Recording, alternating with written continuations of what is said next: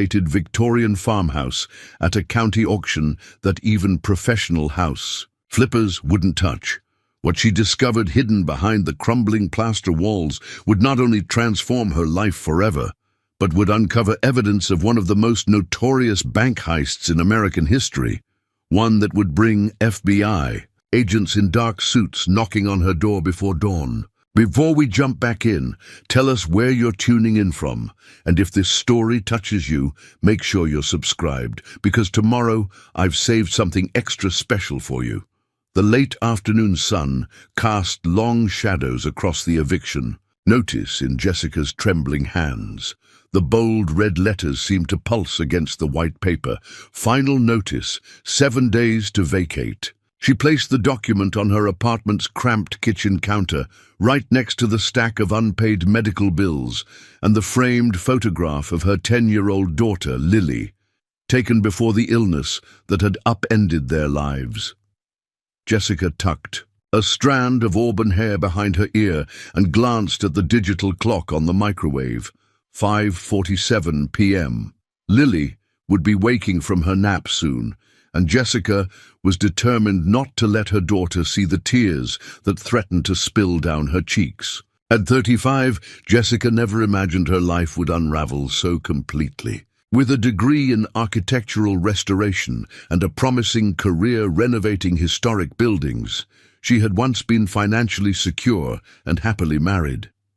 Then Lily had been diagnosed with a rare autoimmune disorder at age 7, requiring specialized treatments not fully covered by insurance. The mounting medical bills had strained both their finances and her marriage, culminating in her husband walking out 14 months ago, claiming he couldn't handle the pressure anymore. He'd stopped sending support payments 3 months ago, his phone disconnected, his whereabouts unknown. Jessica had scaled back to part-time consulting work to manage Lily's frequent doctor appointments, but it wasn't enough. The $800 emergency fund she'd managed to protect was all that stood between them and homelessness. "Mom?" Lily's voice drifted from the hallway, still husky with sleep. She stood leaning against the wall, her favorite stuffed elephant clutched. Against her faded blue pajamas, her too thin frame, a reminder of all she'd endured. Jessica quickly slipped the eviction notice under a cookbook and forced a smile. "Hey, sweetheart, how was your nap?" "Good. I dreamed we lived in a castle with a garden and lots of birds." Lily climbed onto one of the rickety bar stools at the counter, her legs dangling. Despite everything, her eyes still held that spark of childhood imagination that Jessica fought so hard to preserve. "That sounds like a wonderful dream," Jessica said, opening the refrigerator to hide her expression. "How about some apple slices before dinner?" As she prepared a snack for her daughter, Jessica's mind raced through increasingly desperate options. Her parents had passed away years ago. Her sister lived overseas on a teacher's salary, and she'd already maxed out her credit cards paying for Lily's treatments. Their current apartment, a second-floor walk-up with thin walls and unreliable heating, was already the cheapest she could find, within driving distance of Lily's specialists. Dr. Martinez, Lily's physician, had called the previous afternoon. "Ms. Harlow, Lily fell asleep during her treatment again today," she'd said, her voice gentle but concerned, "and the nurse mentioned she's lost another pound. Is everything all right at home?" Jessica had mumbled reassurances about late nights and picky eating, not mentioning that she'd been stretching their groceries to the absolute limit, or that their neighbors' late-night arguments and cigarette smoke regularly disrupted Lily's sleep and triggered her symptoms. After getting Lily settled with her snack and a documentary about sea otters, her current obsession, Jessica opened her laptop on the far side of the kitchen counter. The job boards showed the same disappointing opportunities, positions requiring full-time hours she couldn't commit to while managing Lily's care, or part-time roles that paid too little to make a difference in their situation. She was about to close the browser when an unusual listing caught her eye. Not on the job boards, but on the county website. She sometimes checked for potential restoration contracts. County tax foreclosure auction, historic Whitaker farmhouse with 3 acres, Riverdale, Somerset County, starting bid $1,000, property sold. Significant restoration needed. The listing included several photos of a once grand Victorian farmhouse with peeling white paint, sagging wraparound porch, and ornate but damaged gingerbread trim. According to the description, the property had been seized for unpaid taxes after sitting vacant for nearly 7 years following the owner's death. The auction was scheduled for the following morning. Jessica clicked through the images with growing interest. Despite its obvious disrepair, the house's architectural features were extraordinary. Original woodwork, bay windows, a distinctive turret, and what appeared to be period details largely intact beneath years of neglect. In her professional estimation, the bones of the house were sound, even if the cosmetic condition was disastrous. Riverdale was a small rural community about 35 minutes from their current apartment, still within manageable distance to Lily's. Doctors if they were careful with gas. Property that cheap would mean no mortgage, just property taxes she could hopefully manage with her consulting income once they were settled. For the rest of the evening, as she prepared dinner, helped Lily with her homework and went through their bedtime routine, Jessica couldn't stop thinking about the Whitaker farmhouse. After tucking Lily in, she spent hours researching the property, the area, and the feasibility of renovation on an extreme budget. The house had been built in 1892 by Theodore Whitaker, a successful merchant who had established one of the first general stores in the county. It had remained in the Whitaker family for generations until the last descendant, an elderly woman named Eleanor Whitaker, had passed away in 2016. With no heirs coming forward to claim the property, it had fallen into tax delinquency and eventual foreclosure. Preparing and narrating this story took us a lot of time, so if you are enjoying it, subscribe to our channel. It means a lot to us. Now back to the story. Riverdale itself was a quiet agricultural community with clean air that might benefit Lily's health conditions. The local elementary school was small, but had resources for children with medical needs, and the property's 3 acres would provide space for Lily to play outdoors, something impossible in their current apartment. Jessica's training in architectural restoration gave her confidence that she could gradually bring the house back to life, even with limited funds. She could start with the essential repairs, roof, plumbing, electricity, and slowly work on the cosmetic issues as her budget allowed. She could even document the restoration process for her portfolio, potentially attracting more consulting work. It was madness, Jessica knew. Buying a rundown Victorian farmhouse with her last dollars when she had no immediate income prospects and a child with medical needs was the definition of a desperate gamble. And yet, the alternative, becoming homeless with Lily or moving to a dangerous neighborhood they could afford, seemed worse. By morning, her decision was made.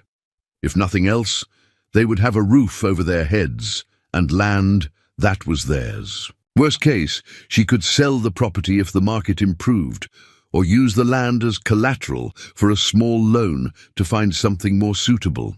"We're going on an adventure today," she told Lily over breakfast, trying to infuse her voice with enthusiasm rather than anxiety. Lily looked up from her oatmeal, her eyes brightening. "What kind of adventure?" "We're going to see a special house. It's very old and needs a lot of love to make it beautiful again, but if we like it, it might become our new home." "Like in my dream? With a garden?" Jessica smiled, her daughter's innocence both heartbreaking and strengthening. "It has land where we could make a garden, yes, but I want you to know it won't be fancy at first. It will take time to fix it up." "That's okay," Lily said with a shrug. "We can fix it together. I'm getting stronger every day." Fighting back. Tears, Jessica nodded. Yes, we can. Now finish your breakfast while I pack a few things. We have an auction to attend. The county courthouse was an imposing limestone building in the center of downtown, its steps already crowded with people when Jessica and Lily arrived.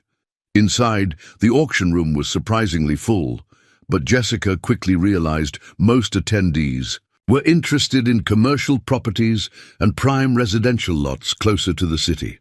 When the auctioneer announced the Whitaker farmhouse, Jessica's heart pounded as she raised her bidding paddle, numbered 42. The starting bid was $1,000 as advertised. "We have $1,000 from bidder number 42, the auctioneer announced, his voice echoing in the high-ceilinged room. "Do I hear 100? Jessica held her breath, her palms sweating around the wooden paddle. She could go as high as $1,700, while still keeping enough for immediate supplies and Lily's next medication refill. But she hoped desperately it wouldn't come to that. The auctioneer scanned the room. A man in a suit glanced at the property details and shook his head slightly. Two women who had been actively bidding on other properties whispered to each other and remained still. "Going once, going twice."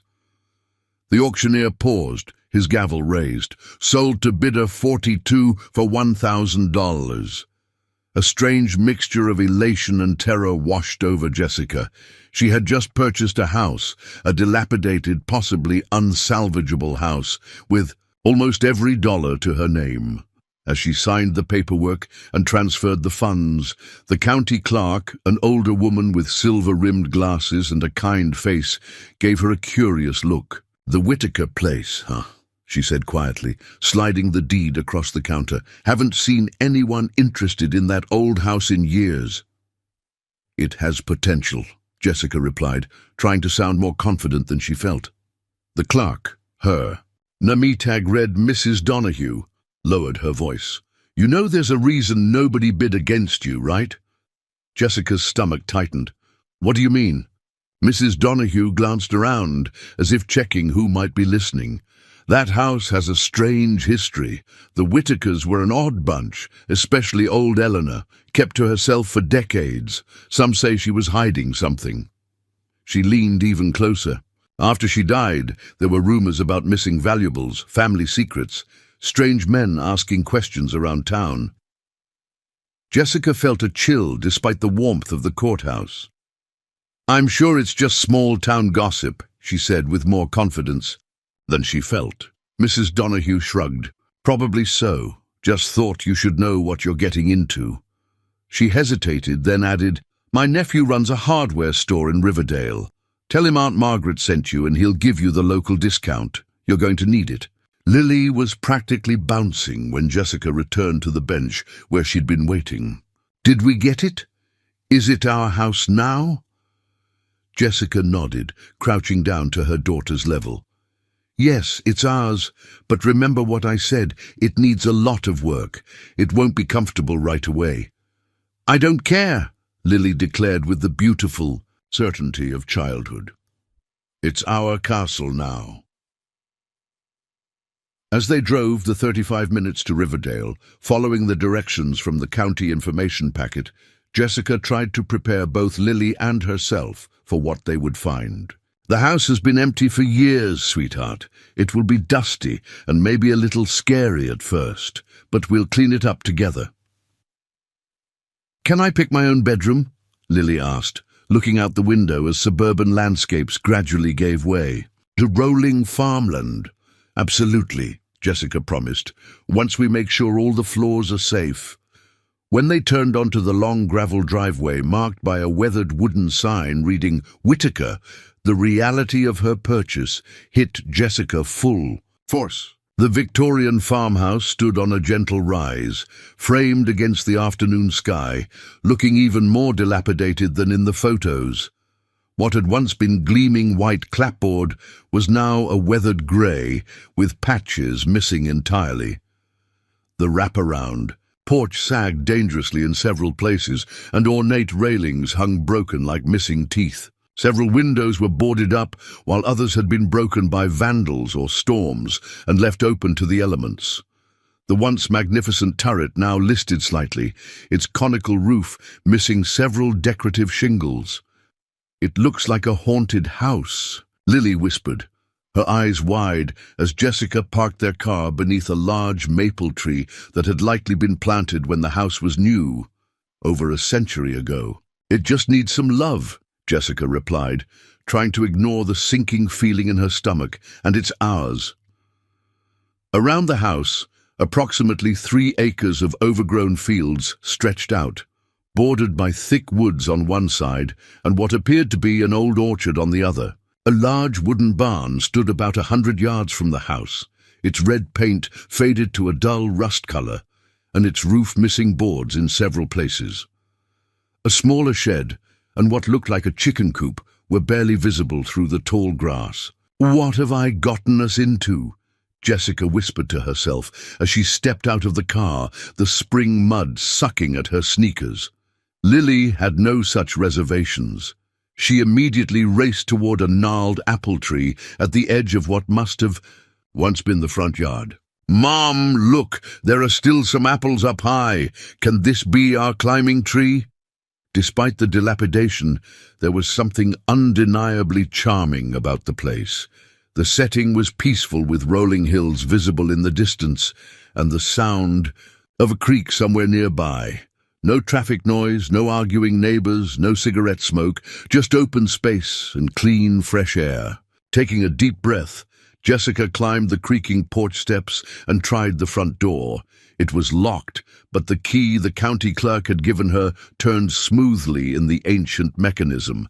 The door swung open with a dramatic groan that would have been at home in any haunted house film. "Lily, stay close to me," Jessica called. "We need to check if the floors are safe before running around." Inside, the air was stale and heavy with dust. Cobwebs hung from the ceiling like macabre decorations, and the wooden floorboards protested beneath their feet. Surprisingly, some furniture remained. A Victorian fainting couch in what must have been the parlor, a dining table with several ornately carved chairs, and various other abandoned pieces throughout the house. The first floor contained a grand entrance hall with a sweeping staircase, a formal parlor with a marble fireplace, a spacious dining room, a kitchen with an ancient cast-iron stove, and what appeared to be a library with built-in bookshelves, covering one wall. While everything was covered in decades of dust and neglect, Jessica's trained eye could see the extraordinary craftsmanship beneath. Hand-carved moldings, intricate parquet floors, and leaded glass windows that would be worth a fortune if properly restored. The kitchen was in dire shape, with cabinets hanging off their hinges and a sink so rusted it looked dangerous to touch. The library was the most intact room, its shelves now empty except for a few moldering leather-bound books, too damaged by moisture to be salvageable.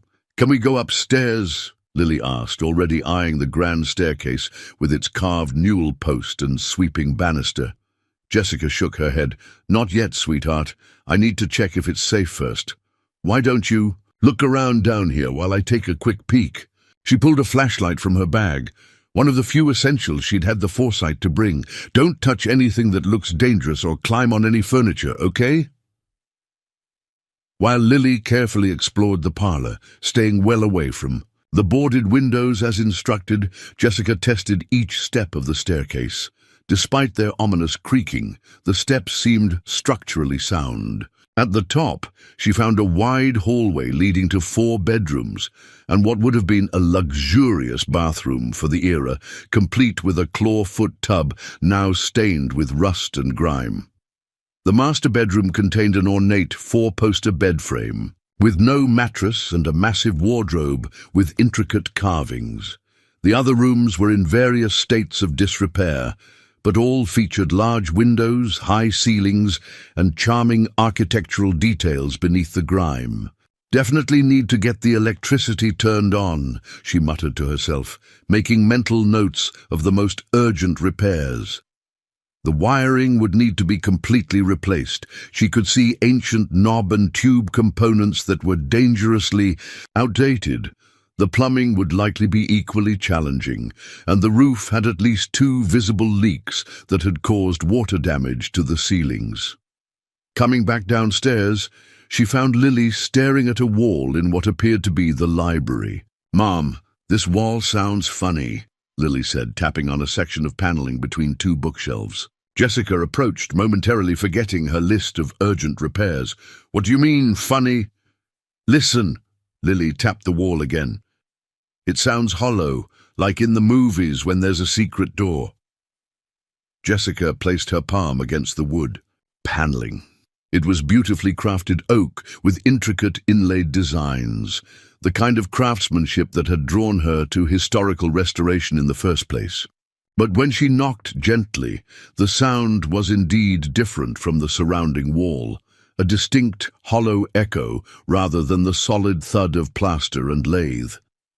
"Good ear, Lily," she said, examining the paneling more closely. "This is called a wainscot panel. Sometimes in houses this old, they hide small storage spaces behind them." "Like a secret treasure room?" Lily's eyes widened with excitement. Jessica smiled, grateful for her daughter's ability to see adventure rather than dilapidation. "Probably. Just a small cupboard for storing special items. Let's see if we can figure out how it opens." She ran her fingers along the edge of the paneling, feeling for any irregularities. Victorian hidden compartments often had clever release mechanisms, a decorative element that turned or pressed to release a spring latch. After several minutes of careful examination, she noticed a small rosette carving that seemed slightly different from the others adorning the panel. When she pressed it experimentally, they both jumped at the sound of an old spring mechanism releasing. A section of the paneling popped forward about an inch. "You found it!" Lily clapped her hands in delight. Jessica carefully pulled the panel open, revealing not the small cupboard she had expected, but a narrow doorway leading to what appeared to be a hidden room. The space beyond was dark, and she directed her flashlight inside, revealing a small chamber, perhaps 6 feet square, with a desk, a chair, and what looked like a large safe against the far wall. "Whoa," Lily whispered. "A real secret room." Jessica's restoration experience told her this wasn't a standard feature even in houses of this era. This had been purposefully and skillfully concealed, the work of someone who wanted to ensure the space remained undiscovered. "Stay here, Lily," she said, her voice more serious than she intended. "Let me check if it's safe." The hidden room was thick with dust, but otherwise well preserved, protected from the elements that had damaged much of the house. The desk was a beautiful roll-top, with numerous small drawers and cubbyholes. Several of the drawers stood partly open, as if someone had searched through them in a hurry. But it was the safe that captured Jessica's attention, a massive, old-fashioned model with an ornate dial and heavy handle. Unlike everything else in the room, the safe showed signs of someone attempting to open it by force.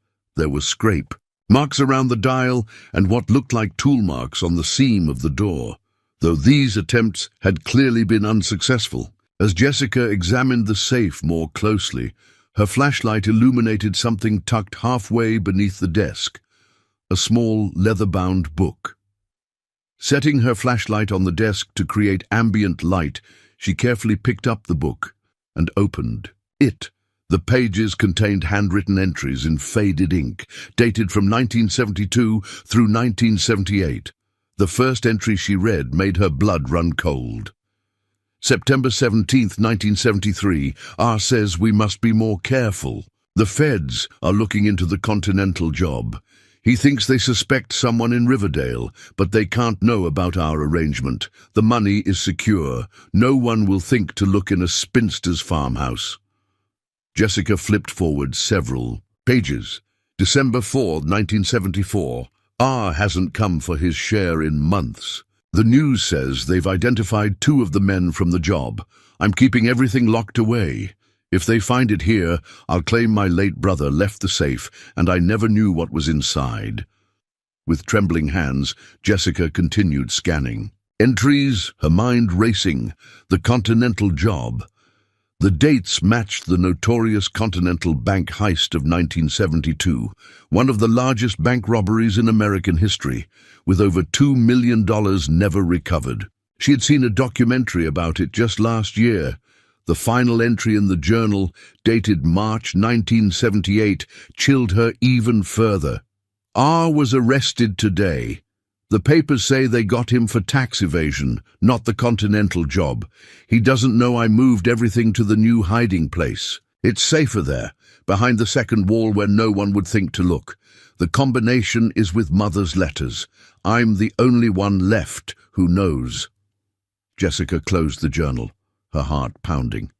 She had just purchased a house that potentially contained millions in stolen money from one of America's most infamous bank heists, money the FBI had been searching for over 40 years. "Mom," Lily called from the library, "are you okay in there?" "I'm fine, sweetheart," Jessica replied, her voice steadier than she felt. "Just looking at some old papers. Why don't we go back outside and check out the yard before it gets dark?" She slipped the journal into her jacket pocket, closed the hidden door carefully, and guided Lily outside, her mind racing with the implications of what she'd discovered. If the journal was authentic, and the handwriting and paper certainly appeared to be from the 1970s, the Whitaker farmhouse contained stolen money that was still actively being sought by federal authorities. As they explored the overgrown yard, with Lily excitedly making plans for a garden and potential treehouse locations, Jessica weighed her options. She could pretend she never found the journal or the hidden room. She could search for this second hiding place mentioned in the final entry. Or she could contact the authorities. The responsible choice was clear, but the timing couldn't be worse. They had nowhere else to go, no money left, and Lily's medical needs wouldn't wait. What would happen to the house if the FBI turned it into an active crime scene? Would they lose everything? By sunset, she had cleared enough debris from the parlor to create a camping space for their first night. She hung sheets over the broken windows to keep out the draft and arranged their sleeping bags on the floor near the fireplace, which thankfully seemed operational once she had cleared decades of debris from the chimney. "It's like an indoor camping trip," Lily declared, her earlier enthusiasm undimmed by the house's condition. As darkness fell, the farmhouse came alive with unfamiliar sounds, the creaking of timbers, the hooting of owls in the nearby woods, and the whisper of wind through broken windows. Lily fell asleep quickly, exhausted from the excitement of the day. But Jessica lay awake, the journal from the hidden room feeling like a burning coal in her backpack where she had transferred it. The worn leather cover seemed to contain not just secrets of the past, but decisions that would shape their future. What had she gotten them into, and what would happen when she made the call she knew she had to make? Jessica woke before dawn, her back stiff from sleeping on the hard floor. The events of yesterday felt almost dreamlike in the dim, pre-morning light, filtering through the sheet-covered windows. Had she really spent nearly every dollar she had on this crumbling Victorian farmhouse? Had she actually discovered a hidden room with a journal suggesting connections to one of the most notorious bank heists in American history? A quick glance at her sleeping daughter confirmed at least part of her new reality. Lily's face was peaceful in sleep, her breathing mercifully, clear in the dust-free air of the countryside. Whatever challenges lay ahead, seeing Lily rest without the wheezing that had plagued her in their apartment made Jessica's desperate gamble seem worth it. She carefully extracted the journal from her backpack and read through it again by the light of her phone. The entries left little room for doubt. Eleanor Whitaker, the last owner of this house, had been keeping a deadly secret. She had somehow been involved with the 1972 Continental Bank robbery that had netted over $3 million, much of which had never been recovered. The final entry mentioned a second hiding place and behind the second wall. Jessica's Restoration experience told her there could be countless hiding spots in a house of this vintage. Victorian homes often featured false walls, hidden compartments, and concealed spaces, architectural curiosities that had once delighted her professionally but now filled her with apprehension. As the first true rays of sunlight began streaming through the windows, Jessica made her decision. She would contact the authorities, but first she needed to secure a few days of stability for Lily. After putting the journal away, she gently woke her daughter. "Good morning, sweetheart. How did you sleep in our new house?" Lily stretched and yawned, her eyes blinking open to take in their surroundings. "The floor was hard, but I didn't cough at all, Mom. Not even once." "That's wonderful," Jessica said, smoothing her daughter's hair. "Today, we need to get some supplies and start making this place livable. Think you can be my assistant?" Lily sat up eagerly, her previous exhaustion forgotten. "Can I be in charge of the garden planning?" "Absolutely, but first let's find some breakfast." They drove into the small town of Riverdale, which consisted of a main street with essential businesses, a grocery store, hardware store, small diner and various other storefronts, many with established dates from the late 1800s displayed proudly on their facades. At the hardware store, Harmon's, according to the weathered sign, Jessica introduced herself to the owner, a barrel-chested man with a salt and pepper beard who looked to be in his 50s. "Margaret Donahue said I should mention she's your aunt," Jessica added after explaining she'd purchased the Whitaker place. The man's eyebrows shot up. "You bought old Eleanor's house? Been sitting empty since she passed. I'm Jim Harmon." He extended a calloused hand. "And yes, Margaret is my aunt, which I suppose makes me obligated to offer you that local's discount she promised." He leaned against the counter. "Mind if I ask what made you decide on the Whitaker place? Most folks around here consider it a teardown." Jessica chose her words carefully. "I restore historic buildings professionally. The house has good bones, despite its condition, and the price was right for a single mom starting over." Something in her tone must have resonated with Jim, because his expression softened. "Well, you've got your work cut out for you, but if anyone can bring that place back, might as well be someone who knows what they're doing." He reached under the counter and pulled out a pad of paper. "Let's start with a list of essentials. That place hasn't had running water or reliable electric in years." With Jim's expert guidance, Jessica compiled a list of immediate necessities: basic plumbing supplies, tools, materials to secure broken windows, and cleaning essentials. When he tallied the final amount, it was substantial but less than she'd feared. "I'll put you on a tab," Jim said when he saw her expression. "Pay what you can now, the rest when you can. That's how we do things in Riverdale." Jessica was taken aback by the unexpected kindness. "I can't ask you to do that." "You didn't ask, I offered." Jim smiled. "Besides, anyone crazy enough to take on the Whitaker place deserves some help. Those old houses are part of our town's history." He lowered his voice. "Though you should know, folks around here have stories about that place. Eleanor was eccentric, especially in her later years, kept to herself." "Mrs. Donahue mentioned something about that," Jessica replied. Carefully, Jim nodded. "Eleanor was born there in 1920, lived her whole life in that house, never married. Her brother Richard was the wild one, moved to the city, got into some trouble with the law back in the 70s. Tax evasion, I think. Eleanor stood by him, though, paid his legal bills." He shrugged. "Just local history. Probably nothing that would affect your renovations." After paying what she could afford for the supplies and arranging delivery for the heavier items, Jessica and Lily stopped at the Riverdale Diner for breakfast. The small restaurant was busy with what appeared to be regular customers, conversations, pausing momentarily when they entered, curious gazes taking in the newcomers. A waitress in her 60s with a name tag reading Betty approached their table. with coffee and a warm smile. "You must be the folks who bought the Whitaker place. News travels fast around here," she explained when Jessica looked surprised. "What can I get you two this morning?" As they ate their breakfast, pancakes for Lily, eggs and toast for Jessica, Betty kept their coffee cup filled and gradually introduced them to several locals who stopped by their table.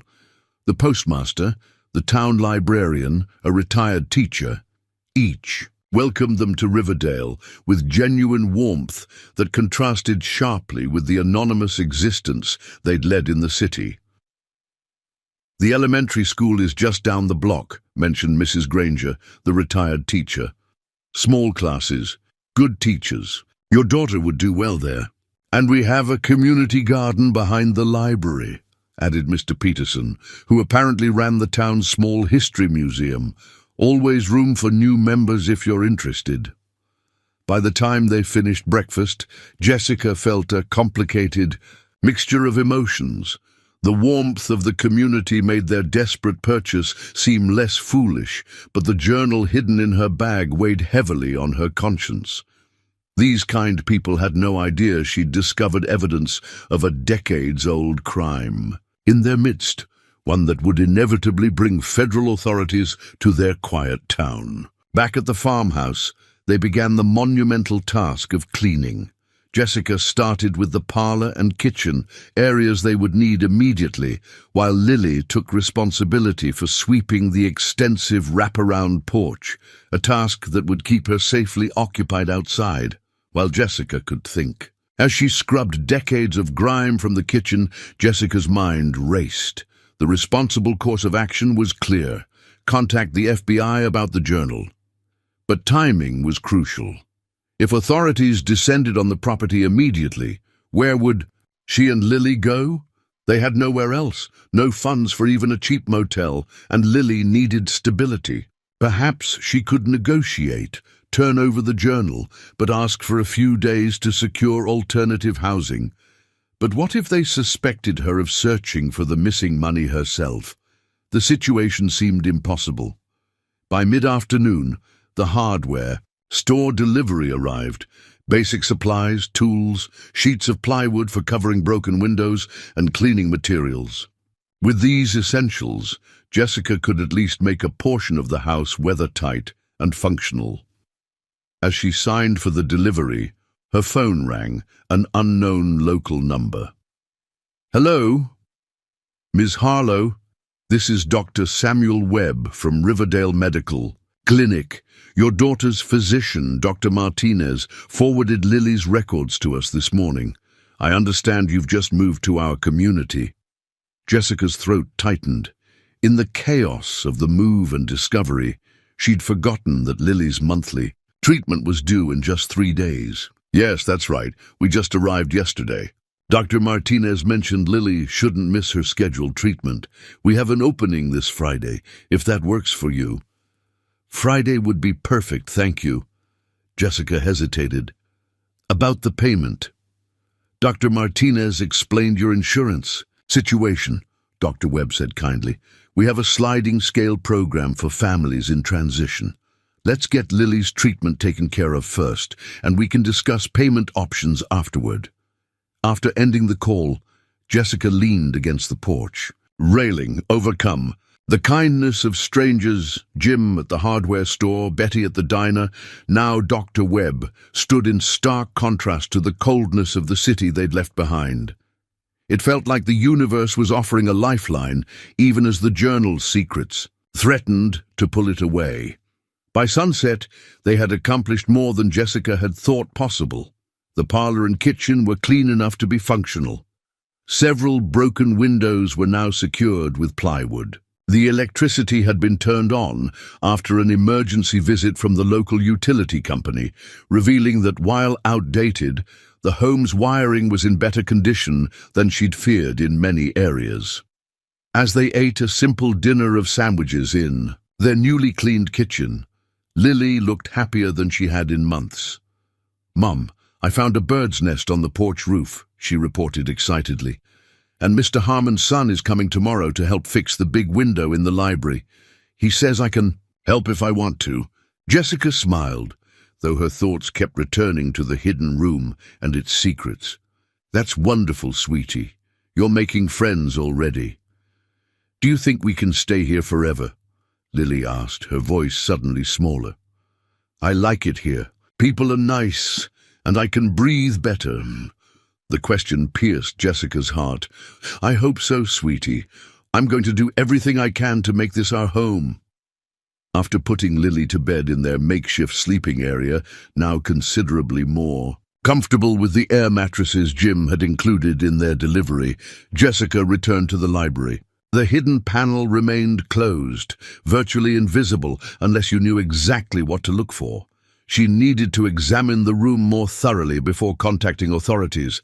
Perhaps there was something she'd missed in her initial shock, something that might clarify the situation or even exonerate Eleanor Whittaker. Pressing the concealed mechanism, she opened the panel again and entered the hidden room. With electricity now restored, a small overhead light illuminated the space, revealing details she'd missed during her first hasty exploration. The roll-top desk contained numerous compartments, most empty, but a few still holding old receipts, newspaper clippings, and business correspondence. Nothing immediately incriminating, but the organization suggested someone accustomed to keeping meticulous records. The safe remained imposing and apparently untouched since Eleanor's death. Jessica examined it more carefully now. A Mosler brand, likely dating from the 1940s or 50s. The dial showed signs of someone attempting to manipulate it, but the safe itself remained secure. The final journal entry mentioned mother's letters containing the combination. Jessica began a more thorough search of the desk drawers, the small bookshelf in the corner, even checking beneath the desk and behind the paintings on the walls. In the bottom drawer of the desk, she discovered a false bottom, a common feature in furniture of this era. Beneath it lay a bundle of letters tied with faded blue ribbon, addressed to "My dearest Eliza," and signed, "Your devoted Thomas." These appeared to be love letters between Eleanor's parents, dating from the early 1900s. Jessica carefully untied the ribbon and began examining the letters one by one. In the third envelope, she found something unexpected. A small piece of paper with a series of numbers written in a different hand than the letters 24, 18, 36, 82. Could this be the safe combination mentioned in the journal? Her hands trembling slightly, Jessica approached the safe and carefully turned the dial. Right to 24, left to 18, right to 36, left to 82. With each number, she felt a growing certainty that she was crossing a line, becoming involved in something far beyond her. Desperate search for a home. On the final number, she heard a distinct click. Taking a deep breath, she grasped the handle and pulled. The heavy door swung open with surprising ease for its age. Inside, instead of the stolen cash she had feared, Jessica found several document boxes, photograph albums, and a smaller lockbox. Her professional curiosity now fully engaged, she carefully removed the items one by one. The first box contained family documents, birth certificates, deeds, insurance policies spanning generations. Of Whittakers, the photograph albums showcased the family through the decades, from formal Victorian portraits to color snapshots from the 1970s. One face appeared repeatedly in the later photos, a handsome man with Eleanor's distinctive eyes and a confident smile that seemed at odds with the serious expressions of other family members. Richard Whittaker, she presumed, the brother mentioned in both the journal and by Jim Harmon. The lockbox, however, required a key she didn't have. It was small but heavy, suggesting contents more substantial than merely papers. As Jessica was about to place it back in the safe, she noticed something else. A manila envelope tucked into the back corner. Inside was a newspaper clipping from 1972 about the Continental Bank robbery, alongside a hand-drawn map of what appeared to be the Whittaker property, with an X marked in a location near the old barn. Jessica's heart raced. The journal entries, the map, the timing, it all pointed to Eleanor Whittaker or her brother being involved with the stolen money. And now she had potentially found a map to its location. She replaced everything except the map and the journal in the safe, closed it, and returned to the parlor where Lily slept peacefully. The ethical choice remained clear. Contact the FBI. But the complexity of their situation had only increased. The kindness of the Riverdale community, Lily's improving health, and their desperate need for stability all pulled against the simple dictate of turning over evidence immediately. Jessica sat on the edge of her air mattress, watching her daughter's peaceful sleep, weighing impossible choices. After several minutes of internal struggle, she reached for her phone and searched for the FBI's contact information. Before she could complete the call, headlights swept across the front of the house, unusual at nearly 11 p.m. on a rural road with no through traffic. Jessica moved to the window and peeked through the makeshift curtains to see a dark sedan pulling into their driveway. A man and woman in business attire emerged, their expressions serious as they approached the front porch. Her heart hammering, Jessica quickly hid the journal and map under her pillow. How had they found out so quickly? Had the hardware store owner or someone else in town noticed her interest in the hidden room and contacted authorities? Or had Eleanor Whittaker's property been under intermittent surveillance for years? The firm knock at the door seemed to echo through the empty house.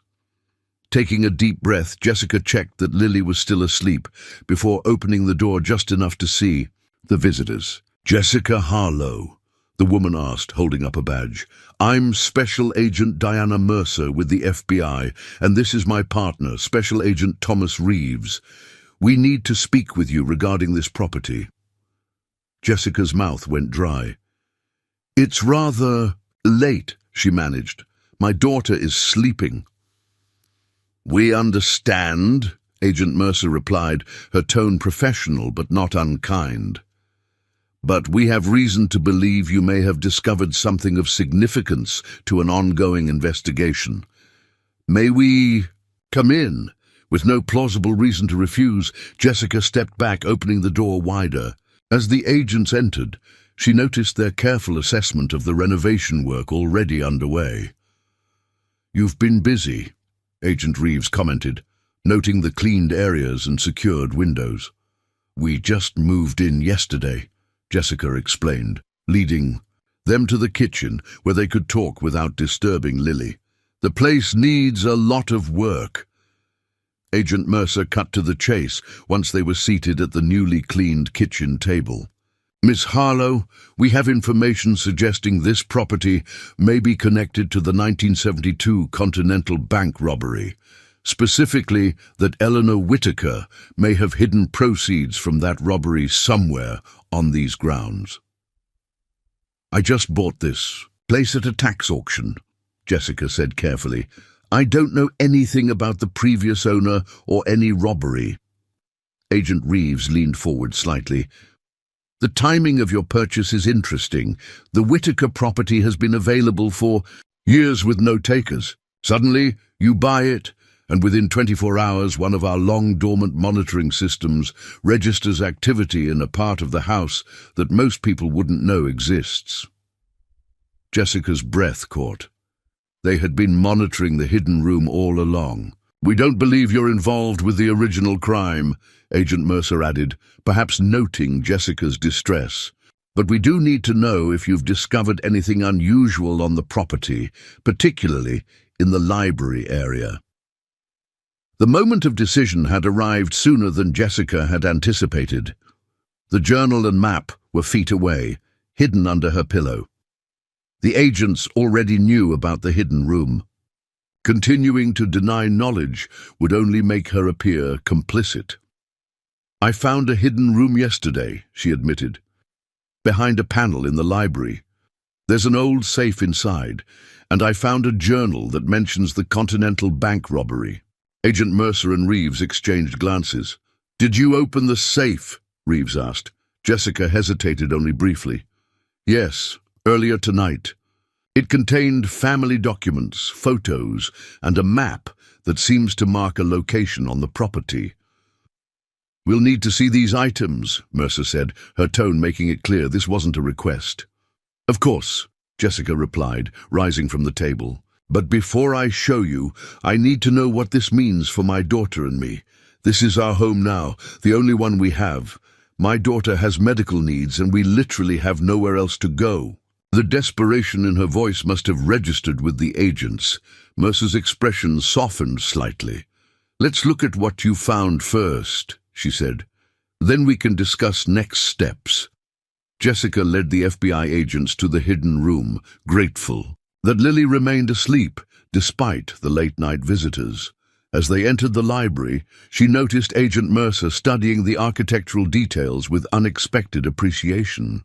"Victorian craftsmanship at its finest," Mercer commented, running her fingers along the intricate woodwork. "You don't see this quality in modern construction." "That's what attracted me to restoration work," Jessica replied, surprised by the agent's interest. "These old houses tell stories through their design elements. Some stories more interesting than others," Agent Reeves said pointedly. "The panel mechanism?" Jessica pressed the concealed rosette, revealing the hidden doorway. The agents' reactions were less dramatic than she had expected, further confirmation they had known about this room all along. Inside, Jessica retrieved the journal from under her pillow and handed it to Agent Mercer, along with the property map she'd found in the safe. She then demonstrated the combination, opening the safe to reveal the remaining contents. "The lockbox is still secured," she explained, pointing to the small metal container. "I don't have the key." Agent Reeves carefully examined the journal while Mercer photographed the safe's contents and the map. Their methodical efficiency suggested years of experience with evidence collection. "You've been remarkably forthcoming, Ms. Harlow," Mercer said, placing the journal in an evidence bag. "Many people would have been tempted to search for the money themselves." "I'm a single mother trying to rebuild our lives," Jessica replied, her exhaustion suddenly overwhelming. "The last thing I need is to get involved with stolen money or federal investigations." Reeves nodded thoughtfully. "Tell us exactly how you discovered this room." Jessica explained the sequence of events, Lily noticing the hollow sound in the wall, finding the journal, deciphering the safe combination from Eleanor's mother's letters. The agents listened attentively, occasionally exchanging glances that suggested silent communication born of long partnership. "What happens now?" Jessica asked when she had finished her account. "Will we need to leave the house?" Agent Mercer closed her notebook. "Not immediately. The investigation will focus primarily on the barn area indicated on the map. We'll need access to the property for several days, possibly weeks, but you can continue your renovation work on the house itself." Relief washed over Jessica. "Thank you. I know I should have called you immediately, but you're a mother." "With no options trying to protect your child," Mercer finished for her. "We understand the position you were in, Ms. Harlow. That said," Reeves added, his tone firmer, "we need your complete cooperation. No exploration of the barn or the area marked on the map. No discussions with locals about what you found, or our presence here." "Of course," Jessica agreed readily. "The last thing I want is to interfere with your investigation." After securing the evidence and getting Jessica's signature on several forms, the agents prepared to leave. At the front door, Agent Mercer paused. "Our team will arrive at 8 a.m. to begin work. We'll be as discreet as possible, but in a town this size, people will notice. If asked, you can say we're conducting an environmental assessment related to historical preservation grants." Jessica nodded, the cover story making perfect sense given her background in restoration. "One more thing," Mercer added. "The Whitaker case has been open for nearly 50 years. If this leads to recovery of the stolen funds, there would be a substantial reward for information leading to its resolution. After the agents left, Jessica returned to her air mattress beside Lily, her mind racing. The immediate threat of eviction from their new home had been averted, but they were now entangled in a high-profile FBI investigation. And yet, strangely, she felt more hopeful than she had in months.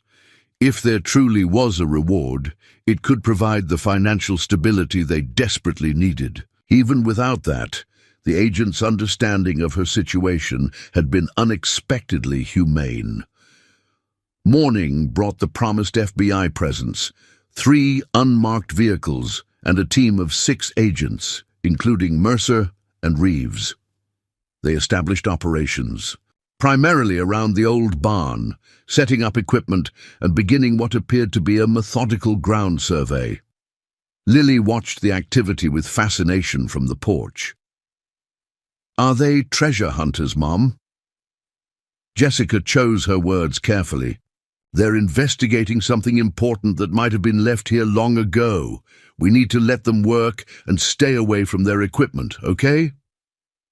"Like an archaeological dig?" Lily's eyes widened with excitement. Her latest library books on ancient civilizations clearly influencing her interpretation. "Something like that," Jessica smiled, grateful for her daughter's resilience and imagination. "Now, how about we continue cleaning your future bedroom? The second floor is structurally sound, and I thought you might like the room with the window seat overlooking the orchard." As they worked through the morning, scrubbing walls and pulling up stained carpeting to reveal the original hardwood floors beneath, Jessica was amazed by her daughter's energy. The countryside already seemed to be working its magic. Lily's color was better, her breathing easier, her enthusiasm boundless. Around noon, a pickup truck pulled into the driveway. A young man who looked like a younger version of Jim Harmon from the hardware store approached, carrying a toolbox. "Ms. Harlow, I'm Chris Harmon. Dad sent me over to help with that broken window in the library. Said you were setting up a tab." His curious gaze drifted toward the FBI activity near the barn, but he seemed to intuitively understand it wasn't a topic for discussion. "That's incredibly kind of your father," Jessica said, leading him to the library. "And please call me Jessica." Chris assessed the damaged window with a professional eye. "Beautiful wavy glass.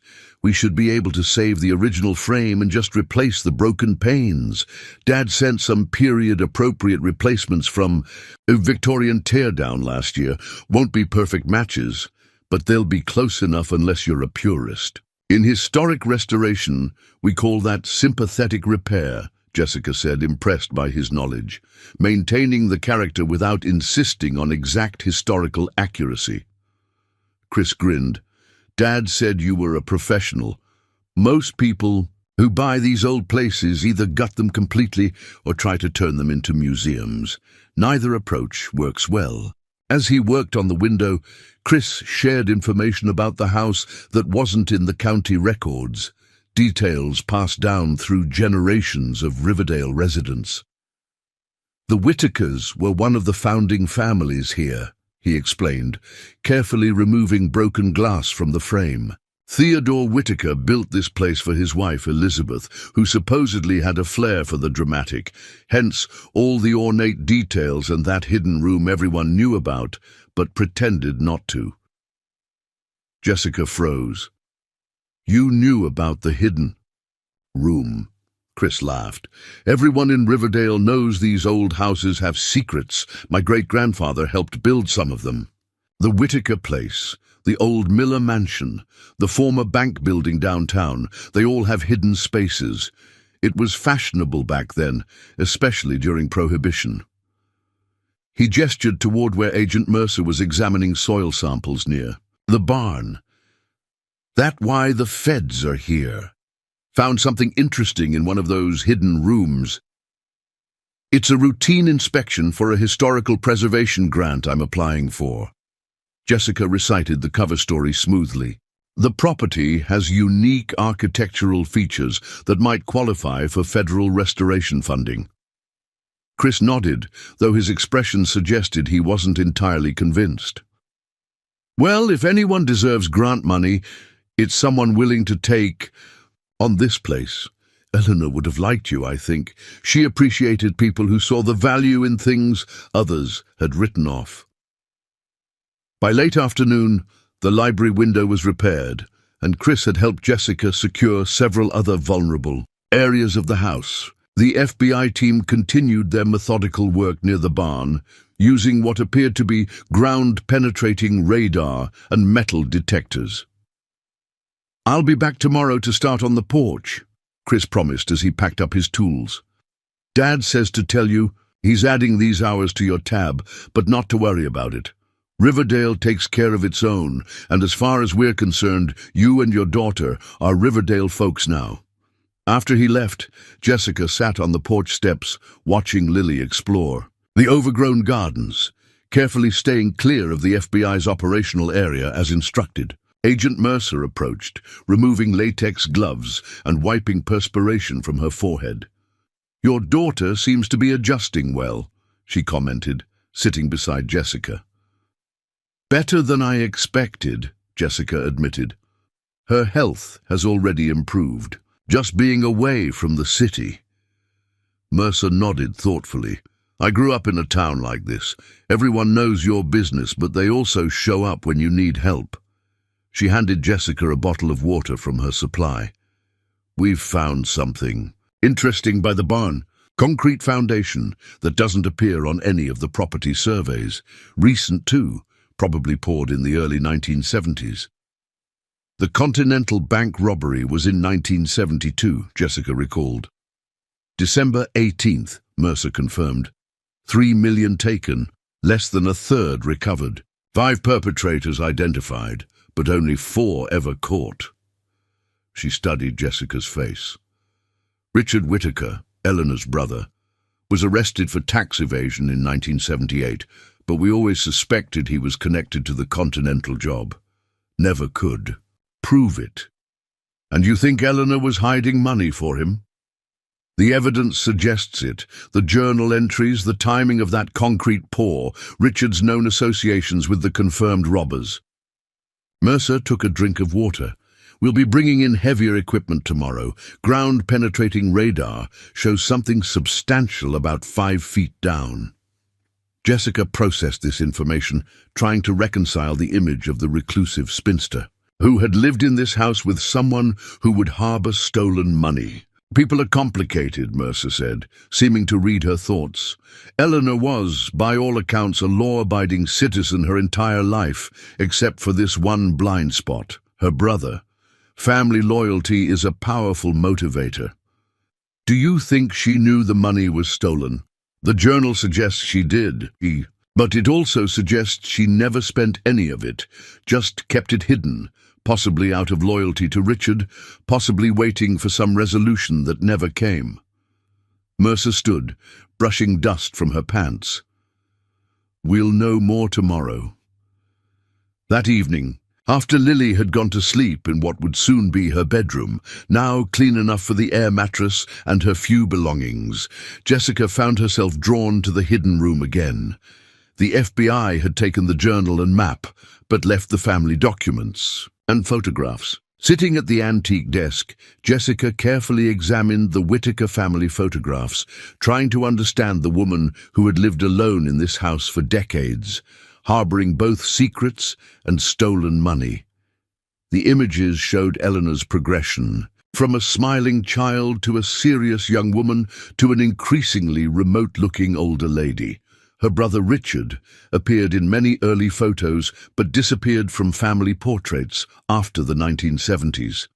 In one album, Jessica found a news clipping about Richard's arrest for tax evasion, alongside a handwritten letter from prison. The neat, cramped handwriting was difficult to decipher, but one passage stood out clearly.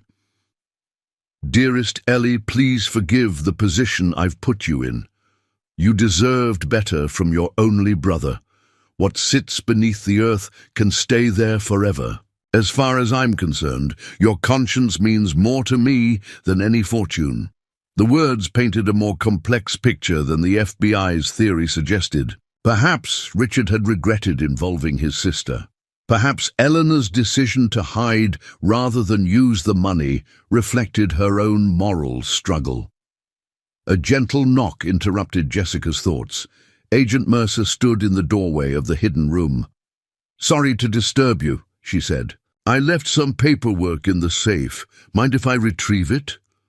"Of course not." Jessica moved aside, aware she was technically in an active crime scene. "I was just looking at the family photographs, trying to understand Eleanor Whitaker better." Mercer collected her paperwork, then paused to look at the album Jessica had been examining. Family histories are fascinating, aren't they? All the untold stories, the secret struggles.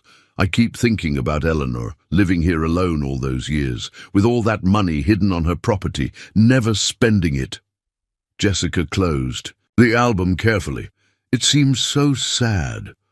"Or principled, depending on your perspective," Mercer suggested. "She wouldn't benefit from her brother's crime, but she also wouldn't betray him." She handed Jessica a business card. "If you find anything else of interest in the family records, call me directly.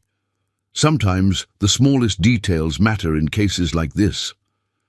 The next morning brought increased activity as the FBI team, now expanded to 8 agents, began excavation near the barn. A small backhoe carefully removed layers of soil under the watchful eyes of Agents Mercer and Reeves. Jessica kept Lily occupied inside the house, not wanting her daughter too close to the heavy equipment. They focused on making her bedroom truly habitable, hanging curtains salvaged from less damaged areas of the house, arranging her few possessions, and planning paint colors for when the budget allowed. "Can I paint stars on the ceiling?" Lily asked, lying on her air mattress and staring upward, like a real night sky with constellations.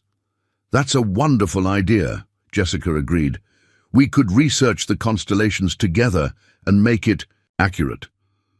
"Eleanor had a telescope," came Agent Mercer's voice from the doorway. "Sorry to interrupt. We found it in the barn loft, along with star charts dating back to the 1950s. Apparently, she was quite the amateur astronomer." "Can I see the telescope?" Lily asked excitedly. "When our team is finished, absolutely," Mercer promised, then turned to Jessica. "We've found something. You might want to see this." Outside, the excavation had revealed a concrete chamber approximately 6 feet square. The backhoe had carefully removed the covering, exposing a metal hatch reminiscent of a bank vault door. "Eleanor Whitaker went to considerable expense to build this," Agent Reeves explained as Jessica approached. "Reinforced concrete, professional grade. Vault door with an advanced locking mechanism for the 1970s. We're bringing in a specialist to open it." The specialist, a former safecracker now working as a security consultant, arrived shortly before noon. The process of opening the underground vault was meticulous and tense, with the FBI team standing ready with cameras and evidence collection kits. When the heavy door finally swung open, a collective hush fell over the assembled agents. Jessica, watching from a respectful distance, couldn't see inside, but could tell from their expressions that they had found something significant. Agent Mercer approached after several minutes of intense activity around the vault. "We found the money," she confirmed, "most of it anyway. Over $2 million in cash, still in the original bank bags. After 50 years, the Continental Bank case is finally closed." "What happens now?" Jessica asked, her thoughts immediately going to what this meant for their tenuous living situation. "Now we process one of the longest outstanding bank robbery cases in FBI history," Mercer replied. "And you, Ms. Harlow, become eligible for the standing reward offered by the bank's insurance company, 10% of any recovered funds." Jessica stared at her, uncomprehending for a moment. 10%? That would be over $200,000, Mercer confirmed. "Your cooperation brought this case to resolution. The reward is well deserved." The implications washed over Jessica like a wave. $200,000 would secure their future, allow for proper renovation of the house, cover Lily's medical expenses, provide the stability they so desperately needed. There's something else, Mercer added, holding out an envelope yellowed with age. This was in the vault, addressed to the finder. Our team has already examined it for evidence, but we thought you should see it. With trembling hands, Jessica opened the envelope and unfolded a letter written in the same neat handwriting she had seen in Eleanor's journal. To whoever finds this cash, if you are reading this, I am long gone from this world and can finally unburden my conscience. The money you have found was stolen from Continental Bank in December 1972. I did not participate in the robbery, but I agreed to hide the proceeds for my brother and his associates, a decision that has haunted me for years. I could not bring myself to spend this ill-gotten money, nor could I betray the only family I had left by turning it in. Instead, I chose this compromise with my conscience, to keep it hidden until I was no longer here to protect Richard's secret. I hope whoever finds this will do what I could not and return these funds to their rightful owners. Perhaps then the Whittaker name might be remembered for something other than my weakness. With regret and hope, Eleanor Whittaker. Jessica folded the letter, carefully, deeply moved by Eleanor's final confession. She wanted it found eventually. That's why she left clues in the journal and the map. It appears so, Mercer agreed. A way to right the wrong without directly betraying her brother. Eleanor Whittaker was more complex than we gave her credit for. As the FBI team continued their work, Chris Harmon arrived with supplies for the porch repair. His eyes widened at the scene. Multiple FBI vehicles, the excavation, agents cataloging evidence. Some historical preservation grant, he commented to Jessica with a raised eyebrow, but his tone remained good-natured. Dad said there were stories about old Eleanor and her brother, but nobody in town ever thought they were true. The house itself is still worth preserving, Jessica said. That part wasn't a lie. Chris surveyed the sagging porch with professional interest. Well, this grand old lady deserves someone who appreciates her, and from what I've seen, that's definitely you. He set down his toolbox. So, where do we start? For the next several hours, as the FBI team worked to document and remove the long-hidden cash, Jessica and Chris began the process of stabilizing the porch. The physical labor provided a welcome distraction from the surreal situation, and Chris's expertise proved invaluable. The supporting beams are actually in decent shape, he noted, examining the understructure. It's mainly the floorboards and railings that need replacement. With the right materials, we could have this porch stable by the end of the week. I may be able to afford those materials sooner than I thought, Jessica said, unable to keep the hope from her voice. By late afternoon, the FBI had secured the recovered money and began dismantling their equipment. Agent Mercer approached Jessica as she and Chris were measuring lumber for replacement porch railings. We'll be wrapping up here today, Mercer explained. There will be paperwork, of course, statements to finalize, forms for the reward claim, but essentially, this phase of the investigation is complete. Thank you for being so understanding about our situation, Jessica said sincerely. Mercer smiled. Contrary to what TV shows might suggest, we're not in the business of making people homeless, especially single mothers trying to do the right thing. She nodded toward the house. This place has quite a history. I'm glad it's found someone who will honor that while giving it a new chapter. As the FBI vehicles departed one by one, Jessica sat on the porch steps, watching Lily explore the newly accessible barn with its treasure trove of antique farm implements, vintage furniture, and Eleanor's telescope, which the FBI had cleared for their use. Chris finished securing the last temporary support for the porch and sat beside her, So, now that the historical preservation assessment is complete, what's next for the Whitaker place? Or I guess it's the Harlow place now. Jessica gazed at the house, still dilapidated, still daunting, but now filled with unexpected promise. Now we restore it, room by room, honor its past while making it a home for our future. Ambitious project, Chris commented, but from what I've seen, you're not one to back down from a challenge. Jessica thought about the journey that had brought them here, the desperation, the leap of faith, the startling discovery, and now the unexpected reward. Sometimes rock bottom became a foundation to build upon, rather than a place to remain trapped. Life has a strange way of working out, she replied, watching as Lily emerged from the barn carrying a rusty weather vane shaped like a crescent moon. 3 days ago, I thought we had lost everything. Now I'm beginning to think we've found exactly where we belong. As the sun began to set behind the old orchard, casting long shadows across what was now their property, Jessica felt something she hadn't experienced in years, genuine hope untempered by fear. Whatever challenges lay ahead in restoring this grand old home, they would face them with a secure foundation, both financially and spiritually. Eleanor Whitaker's moral compromise had, through a twist of fate and time, become Jessica and Lily's second chance. It seemed only fitting that they would honor that unexpected gift by bringing life and light back to the house that had sheltered Eleanor's secrets for so many years.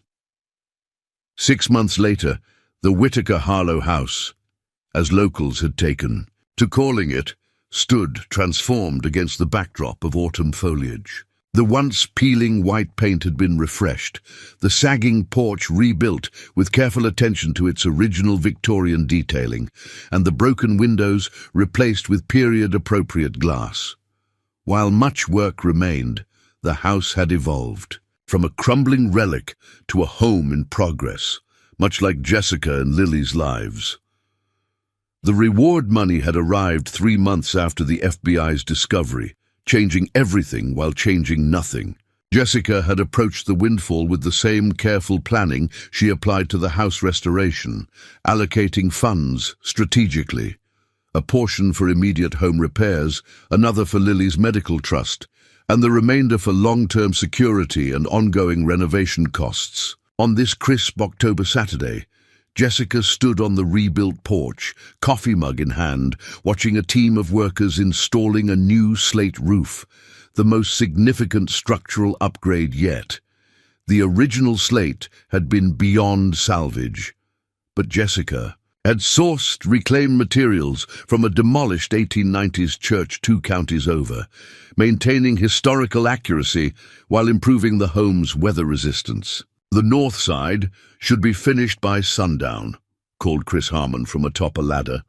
In the months since their first meeting, he had become not just a trusted contractor but a friend, his knowledge of historical construction techniques proving invaluable. Weather's holding, so we're making good progress. It looks beautiful, Jessica called back, exactly right for the house. Inside, the transformation was equally remarkable. The parlor, now serving as a comfortable living room, featured restored hardwood floors, repaired plaster walls, and furniture that balanced historical character with modern comfort. The kitchen had been updated with new appliances that somehow didn't look out of place alongside the restored original cabinetry and a farmhouse sink Jessica had discovered in the barn. The library, Jessica's favorite room, remained largely unchanged structurally, though now thoroughly cleaned and furnished with comfortable reading chairs. The hidden room had been preserved as a historical feature, converted into a small home office where Jessica managed her growing restoration consulting business. Word of her work on the Whitaker place had spread through architectural preservation circles, bringing requests for her expertise on other historical properties. What had begun as necessity had evolved into opportunity. Her skills now in demand precisely because she lived what she consulted on, understanding both the practical and aesthetic challenges of historical restoration. A car pulled into the driveway, Dr. Samuel Webb arriving for his monthly checkup of Lily, an arrangement that saved them trips to the clinic and had become something of a social visit as well. "The roof is looking spectacular," he commented as Jessica welcomed him inside. "Victorian Eastlake style, isn't it?" "You've been reading up on architecture," Jessica smiled, leading him to the kitchen where she had coffee waiting. "Occupational hazard of treating Riverdale's newest preservation expert," Dr. Webb replied good-naturedly. "How's our patient today?" "See for yourself." Jessica gestured toward the back door, which opened to reveal Lily and her friend Tyler, returning from the orchard, carrying baskets of newly harvested apples. The change in Lily over 6 months was remarkable. Her once thin frame had filled out, her complexion now healthy and flushed from outdoor activity. The girl who had once been too weak to climb a flight of stairs now scrambled up apple trees and helped in the extensive garden they had established behind the house. "Dr. Sam!" Lily exclaimed, setting down her basket to greet the physician who had become a friend. "We're making apple pies today. Will you stay for one?" "I never turn down pie," he assured her solemnly, "but first let's do your checkup. Then you can tell me all about these apples." While Dr. Webb examined Lily in her bedroom, now beautifully restored with pale yellow walls, original crown molding, and a ceiling adorned with meticulously painted constellations, Jessica showed Tyler's mother, Karen, the latest renovation progress. "I still can't believe what you've accomplished in 6 months," Karen marveled, running her hand along the restored banister of the main staircase. "When you first arrived, half the town thought you were crazy to take on this place." "Half the town was probably right," Jessica laughed, "but some things are worth the effort, even when they seem impossible at first." Karen nodded knowingly. "Tyler says Lily showed him her constellation ceiling last week. He's now insisting we need one too." "Chris's younger brother did the painting," Jessica offered. "He's an art student at the State University. I'm sure he'd be happy to do another." Their conversation was interrupted by Dr. Webb's descent down the stairs, medical bag in hand and a smile on his face. "Well?" Jessica asked, the mother's concern never completely absent despite months of improvement. "Remarkable progress," he confirmed. "Lung function is excellent, weight is perfect for her height and age, and she reports no fatigue or breathing difficulties even with increased activity." He shook his head slightly in amazement. "The clean air out here has made all the difference, along with the reduced stress and increased physical activity. Whatever inspired you to move to Riverdale, it was exactly what Lily needed." "Desperation inspired me," Jessica admitted quietly. "Sometimes hitting rock bottom forces decisions you wouldn't make otherwise." After Dr. Webb departed, and Tyler went home for dinner, Jessica and Lily began their Saturday evening ritual of baking together in their renovated kitchen. The large cast-iron stove, original to the house and meticulously restored, radiated comfortable warmth as they prepared pastry dough for their apple pies. "Mom, can I invite my whole class for a Halloween party?"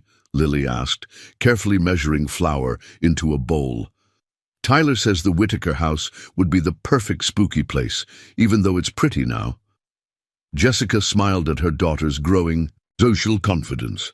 "I think that's a wonderful idea. We could decorate the porch and have games in the yard. And tell them about Eleanor's secret room." Lily's eyes gleamed with excitement. "Maybe a modified version," Jessica said diplomatically. The FBI investigation had made headlines, of course, but Jessica had worked hard to keep Lily's involvement minimal in public accounts. Most of her schoolmates knew only that something valuable had been found on their property. As they worked side by side, Jessica marveled at how completely their lives had transformed.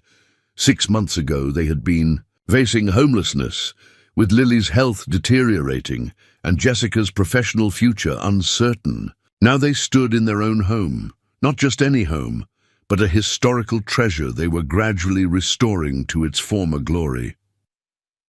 The FBI reward had provided financial stability, but it was their connection to Riverdale that had truly changed their lives. The small town had embraced them completely, offering friendship, support, and a sense of belonging Jessica hadn't experienced since childhood. Later that evening, after Lily had gone to bed, Jessica made her nightly round of the house, checking locks and turning off lights. In the library, she paused before the hidden room entrance, remembering the fear and uncertainty of that first discovery. She pressed the concealed mechanism, watching as the panels swung silently open on the newly oiled hinges. The room had been repurposed as her office, but certain elements remained untouched: the antique desk, now restored, and the original safe, which she had decided to keep as a reminder of the house's complex history. Inside the safe, alongside her business documents, she kept Eleanor Whitaker's family photographs and letters, preserved out of respect for the woman whose moral dilemma had ultimately given Jessica and Lily their fresh start. A soft knock at the front door interrupted her reflections. At this hour, it could only be one person. Chris Harmon stood on the porch, still in his work clothes, a folder tucked under his arm. "Sorry to stop by so late," he said as she welcomed him in. "We finished the north section of the roof, and I wanted to drop off these specifications for the turret restoration. Thought you might want to look them over before we start on Monday." "Perfect timing, actually. I just put Lily to bed and was about to review some work." Jessica led him to the library, where a fire crackled pleasantly. In the restored fireplace, coffee, or something stronger. "We're celebrating Lily's clean bill of health today." "That's wonderful news," Chris smiled warmly. "Coffee's fine. I've got early work tomorrow. The Miller house needs emergency repairs on their chimney before winter sets in." As Jessica prepared coffee in the kitchen, she reflected on how Chris had become such a fixture in their lives. What had begun as a business relationship had evolved into friendship, and gradually into something more, though neither had put a label on it yet. His knowledge of historical construction complemented her restoration expertise perfectly, and his patience with Lily had won Jessica's heart in ways she hadn't expected. Returning with 2 mugs, she found Chris examining the hidden room with professional appreciation. "The craftsmanship on this mechanism is extraordinary," he commented. "Whoever built it was an artist as well as a carpenter. Probably my great-grandfather's work. He had a reputation for these kinds of specialized details." "I've been thinking about Eleanor lately," Jessica said, setting the coffee down on a side table. "How her life was defined by this one decision, hiding her brother's money, all those years alone in this house, keeping that secret." Chris nodded thoughtfully. "From what my dad says, she was well respected in town, quiet but generous in her own way. Donated books to the library, contributed to the historical society. No one suspected she was hiding stolen money beneath her property." "I found more of her journals in a trunk in the attic," Jessica admitted. "From before the robbery. She was different then, involved in community events, active in local politics. After 1972, she withdrew almost completely." "The weight of secrets," Chris observed, sipping his coffee, "must have been a heavy burden to carry alone." "That's what strikes me most," Jessica said softly. "She was alone with it, no one to share the decision, the worry, the moral complexity." She gazed around the library with its floor-to-ceiling bookshelves and comfortable reading nooks. "I can't imagine how isolated she must have felt." Chris's expression grew serious. "Is that why you've been working so hard on the house?" "Trying to bring life back to a place that held so much loneliness." His perception surprised her. "Maybe. I hadn't thought of it that way, but yes. This house deserves to be filled with light and people and laughter after all those years of secrets and silence." You've already accomplished that, Chris assured her. Anyone who visits can feel the difference. This isn't a house defined by its past anymore. It's a home with a future. His words touched something deep in Jessica's heart. The Halloween party will help with that transformation. Lily wants to invite her entire class. The Whitaker. I was hosting a children's party, Chris grinned. Eleanor might be surprised, but I think she'd approve. From what I've heard, she loved children, though she never had any of her own. They spent the next hour reviewing the specifications for the turret restoration, their conversation flowing easily between technical details and personal reflections. When Chris finally rose to leave, Jessica walked him to the door, comfortable, in the quiet intimacy they had developed. The Fall Festival Committee is meeting Tuesday evening, he mentioned casually. They're looking for volunteers, especially someone with design experience for the town square decorations. Are you inviting me to a committee meeting, Chris Harmon? Jessica teased. I might be, he admitted with a smile. Thought it might be a good way for you to meet more people in town. Plus, selfishly, the meetings would be more interesting. With you there. I'd like that, Jessica said simply. After he left, she stood on the porch for a moment, breathing in the crisp autumn air and admiring the clear, star-filled sky that Eleanor Whitaker had studied with her telescope. 6 months ago, Jessica would never have imagined this life. A historic home gradually being restored to its former glory, a daughter thriving in health and happiness, a community that had embraced them as their own, and perhaps even the beginning of a relationship with someone who understood both her passion for preservation and her journey from desperation to hope. The next morning, Jessica woke to the sound of Lily's laughter floating up from the kitchen. Following the delicious aroma of bacon and coffee, she found Agent Diana Mercer, now just Diana after months of friendship, teaching Lily how to make French toast at the stove. "Hope you don't mind the early intrusion," Diana said, flipping a perfectly golden slice. "I was in the area for work and thought I'd stop by. This one," she nodded toward Lily, "was already up watching the sunrise from the porch when I arrived." "Diana's teaching me her grandma's secret recipe," Lily announced. "Importantly, you have to use vanilla and cinnamon in the egg mixture." "Smells amazing," Jessica said, pouring herself coffee from the pot Diana had evidently prepared. "Official visit or social call?" "Bit of both," Diana admitted. "The Continental Bank case is officially closed. All the recovered money has been returned to the insurance company, minus your reward, of course. I brought the final paperwork for your records."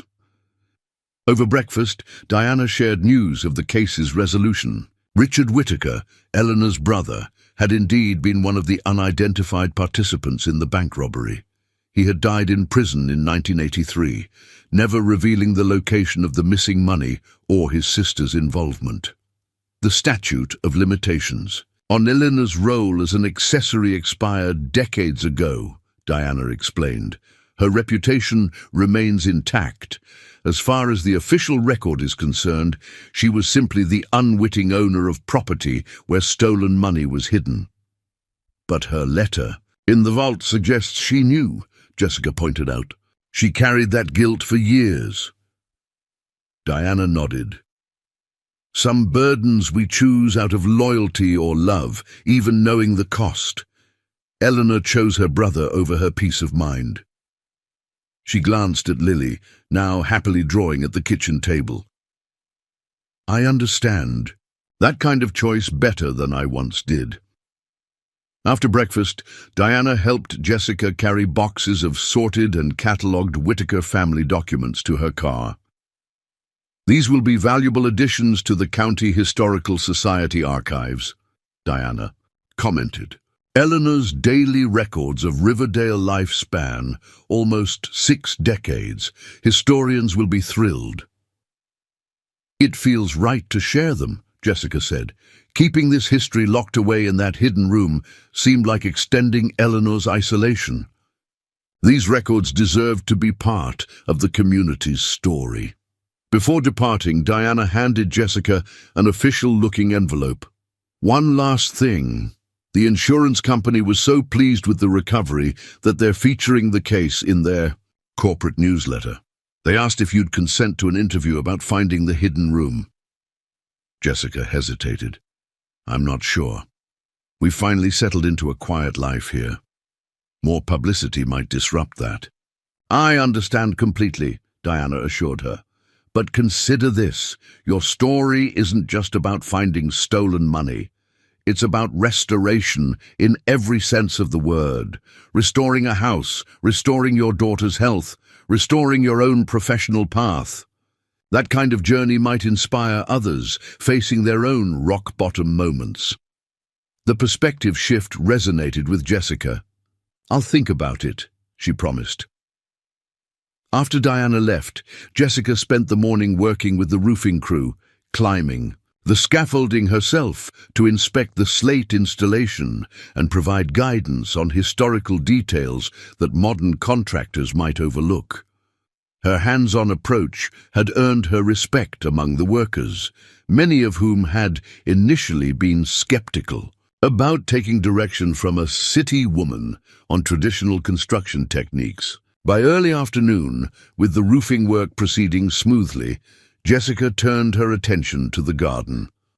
What had begun as a simple vegetable plot for fresh produce had expanded into an ambitious restoration of the original Victorian garden. Layout. Using old photographs found in Eleanor's albums and architectural principles of the era, Jessica had mapped out a design that combined historical accuracy with practical modern use. Lily joined her outside after completing her weekend homework, eager to help plant the spring bulbs that would bring color to the garden after winter's passing. "Mom, look what I found when I was cleaning out the dresser in my room," Lily said, holding out a small, tarnished silver locket. It was stuck in the back of the bottom drawer. Jessica carefully opened the delicate locket to reveal two tiny photographs, a young Eleanor Whittaker and a handsome young man in what appeared to be a World War II uniform. I wonder who he was, Jessica mused. None of the family records mentioned Eleanor being engaged or in a relationship. Maybe he was her secret love, Lily suggested romantically, like in the books Mrs. Granger gave me about Victorian ladies who had to hide their true feelings. Perhaps, Jessica smiled at her daughter's imagination, people's lives often contain chapters that never make it into official histories. As they worked together, planting tulip and daffodil bulbs along the restored garden pathways, Jessica thought about Eleanor's hidden chapter, the secret she had carried for decades out of loyalty to her brother. What other untold stories might be embedded in the very walls and grounds of this property? Late afternoon brought an unexpected visitor, Mr. Peterson from the town's historical society, arriving with barely contained excitement. "Jessica, you won't believe what we found in the county archives," he exclaimed, carefully removing a large envelope from his leather satchel. "We were cataloguing materials from the 1940s and discovered these." Inside the envelope were architectural drawings of the Whittaker house, dated 1943, showing detailed plans for the original construction along with subsequent modifications. "These are extraordinary," Jessica breathed, carefully examining the yellowed pages. "Look at these details of the turret construction. This will make the restoration so much more accurate." "That's not all," Mr. Peterson continued, his eyes twinkling behind wire-rimmed glasses. "We also found Eleanor Whittaker's application to the Historical Registry from 1968. She was trying to get the house designated as a historical landmark, but the process was never completed." She wanted to preserve the house, Jessica realized, to ensure it would be protected even after she was gone. "Exactly, and with your restoration work, we could reactivate that application. The Whittaker Harlow house could receive official historical designation, which comes with tax benefits and potential grant opportunities." The possibility thrilled Jessica professionally and practically. Historical designation would not only validate her restoration efforts, but also provide additional resources for the extensive work still needed. "There's one more thing," Mr. Peterson added, retrieving another document from his satchel. "We found Eleanor's unfinished memoir. She was apparently working on it in the years before her death. I thought you might want to read it before we add it to the official archives." That evening, after Lily had gone to bed, Jessica sat in the library with Eleanor's memoir, feeling a profound connection to the woman who had lived alone in this house for so many years. The manuscript was incomplete, ending abruptly in 1980, but it painted a vivid picture of a life defined by choices both regretted and affirmed. One passage particularly moved Jessica. "People will remember the Whitaker name for my brothers. Crimes, not for our family's century of contributions to this town. This house stands as the last testament to what the Whitaker name once meant. I remain its caretaker, though the joy I once took in its grandeur has been shadowed by the secret it now holds. I pray that someday someone will see beyond its faded glory and restore both the house and the Whitaker legacy to what they should have been." Jessica closed the manuscript, deeply touched by Eleanor's words. Without realizing it, she had been fulfilling the older woman's final wish, not just restoring the physical structure, but reclaiming the Whitaker legacy from the shadow of Richard's crimes. A soft knock at the library door roused her from these reflections. Lily stood there in her pajamas, a troubled expression on her face. "Can't sleep, sweetheart?" Jessica asked, setting aside the manuscript. Lily shook her head, coming to sit beside her mother on the comfortable window seat that overlooked the moonlit garden. "I had a dream about Eleanor. She was sitting in this room all alone, writing in her journal. She seemed so sad." Jessica put her arm around her daughter's shoulders. Eleanor had a complicated life. She made some difficult choices that left her isolated. But she loved this house, didn't she? "Very much," Jessica confirmed. "She wanted it to be preserved and honored, even after she was gone." Lily considered this solemnly. "Then I think she'd be happy now. We're taking care of her house and making it beautiful again, and we're not alone like she was." The simple wisdom of her daughter's observation struck Jessica profoundly. "You're absolutely right, Lily. We're not alone. We have each other, this wonderful community, friends like Diana and Chris. Eleanor never had that support when she needed it most." "So we're fixing the house and the story," Lily concluded, satisfied with this perspective. "Exactly." Jessica hugged her daughter close. "Now back to bed. We have garden planting to finish tomorrow." After tucking Lily in again, Jessica returned to the library, drawn to the hidden room that had changed their lives so dramatically. Standing in the space that had once concealed Eleanor's burden, she felt a sense of completion, of circles closing and new ones beginning. The Whitaker house had been built with love, tainted by secrets, and preserved through sacrifice. Now, through an unlikely chain of events triggered by Jessica's desperate gamble, it was being reborn, not as a monument to the past, but as a living home for the future. From the window of the hidden room, Jessica could see the full moon illuminating the newly restored gardens, the strengthened structure of the barn, and the beginnings of the gazebo. Chris was building where the concrete vault had once been buried. Where secrets had been hidden, there would now be a place for gathering and celebration. Tomorrow would bring more work: turret repairs, garden planting, preparations for Lily's Halloween party, committee meetings for the fall festival. But tonight, in the quiet stillness of a house slowly healing from decades of secrets, Jessica felt a profound gratitude for the journey that had brought them here. Sometimes, she reflected, our most desperate decisions lead us exactly where we need to be. Her last dollar gamble on a forgotten Victorian farmhouse had seemed like rock bottom at the time.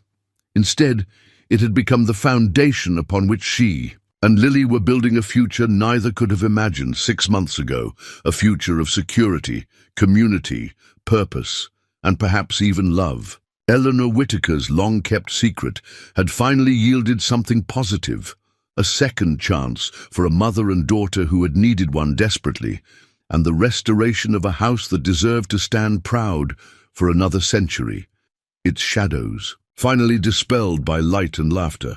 Up next, you've got 2 more standout stories right on your screen. If this one hit the mark, you won't want to pass these up. Just click and check them out, and don't forget to subscribe and turn on the notification bell so you don't miss any upload from us.